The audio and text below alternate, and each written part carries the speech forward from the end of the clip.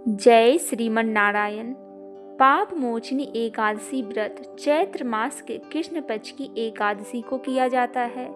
चैत्र कृष्ण पक्ष की एकादशी पापों को नष्ट करने वाली होती है। स्वयं भगवान श्री कृष्ण ने इसके फल एवं प्रभावों को अर्जुन के समक्ष प्रस्तुत किया था। पाप मोचनी एकादशी व्रत साधक को उसके सभी पापों से मुक्त कर उसके लिए मोक्ष के मार्ग को खोलती है। इस एकादशी के दिन भगवान विष्णु जी का पूजन करना चाहिए। आइए सुनते हैं पाप मोचनी एकादशी का महत्व। अर्जुन ने भगवान श्री कृष्ण से कहा, हे मधुसूदन, आपने फाल्गुन मास के शुक्ल पक्ष की एकादशी अर्थात आमाल की एकादशी के बारे में विस्तार पूर्वक बतलाया है। चैत्र माह के कृष्ण पक्ष में आने वाली एकादशी का क्या नाम है तथा उसकी विधि क्या है, कृपया करके आप मेरी बढ़ती हुई जिज्ञासा को शांत करिए। फिर श्री भगवान ने कहा, हे अर्जुन, चैत्र मास के कृष्ण पक्ष की एकादशी को पाप मोचनी एकादशी के नाम से जाना जाता है। एक बार की बात है, पृथ्वीपति राजा मानधाता ने लोमस ऋषि से यही प्रश्न किया था जो तुमने मुझसे किया है। अतः जो कुछ भी ऋषि लोमेश ने राजा मानधाता को बतलाया वही मैं तुमसे कह रहा हूँ। राजा मानधाता ने धर्म के गुह्यतम रहस्यों के ज्ञाता महर्षि लोमेश से पूछा, हे ऋषि श्रेष्ठ, मनुष्यों को पापों का मोचन किस प्रकार संभव है? कृपया कर ऐसा कोई सरल उपाय बताइए जिससे सभी को सहज ही पापों से छुटकारा मिल जाए। महर्षि लोमेश ने कहा, हे नृपति, चैत्र मास के कृष्ण पक्ष की एकादशी का नाम पाप मोचनी एकादशी है। उसके व्रत के प्रभाव से मनुष्यों के अनेक पाप नष्ट हो जाते हैं। मैं तुम्हें इस व्रत की कथा सुनाता हूँ, ध्यानपूर्वक श्रवण करो। प्राचीन समय में चैत्र रथ नामक एक वन था। उसमें अप्सराएं किन्नरों के साथ विहार किया करती थी। वहाँ सदैव वसंत का मौसम रहता था, अर्थात उस जगह सदा नाना प्रकार के पुष्प खिले रहते थे। कभी गंधर्व कन्याएं विहार किया करती थी, कभी देवेंद्र अन्य देवताओं के साथ क्रीड़ा किया करती थी। उसी वन में मेधावी नाम के एक ऋषि भी तपस्या में लीन रहते थे। वे शिव भक्त थे।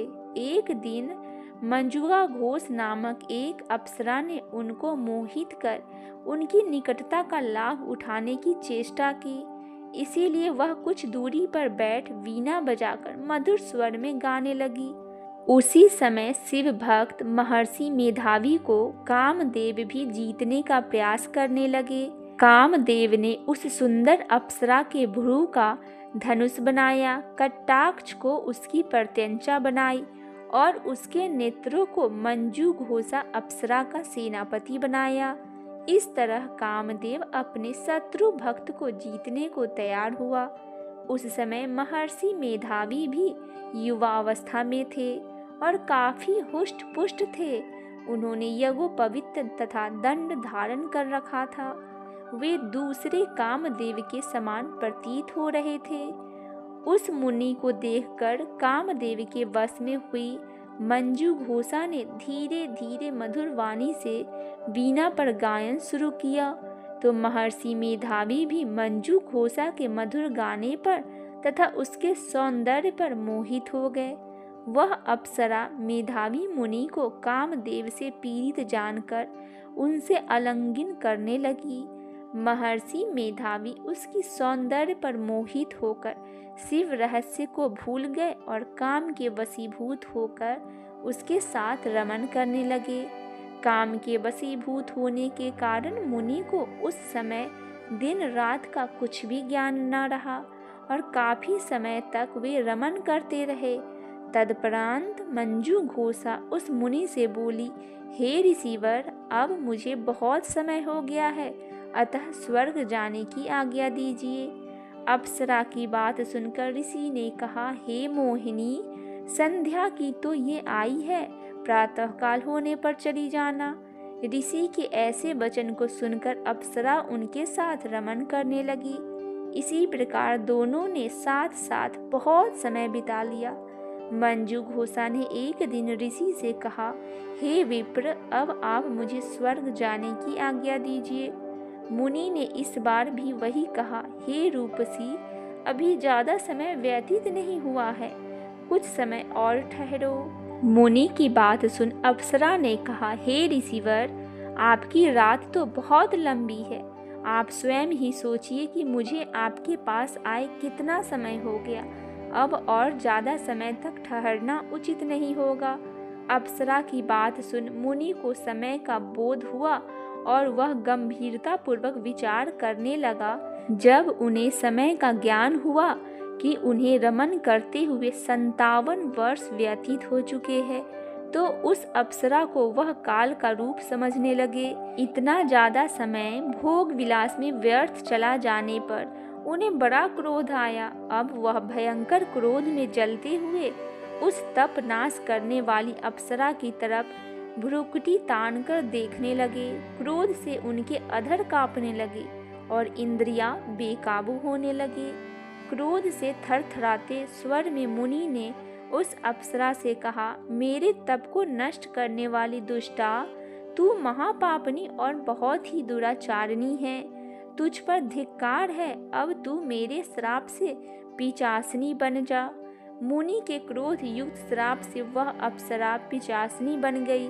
यह देख वह व्यथित होकर बोली, हे ऋषिवर, अब मुझ पर क्रोध त्याग कर प्रसन्न होइए और कृपया करके बताइए कि इस श्राप का निवारण किस प्रकार होगा।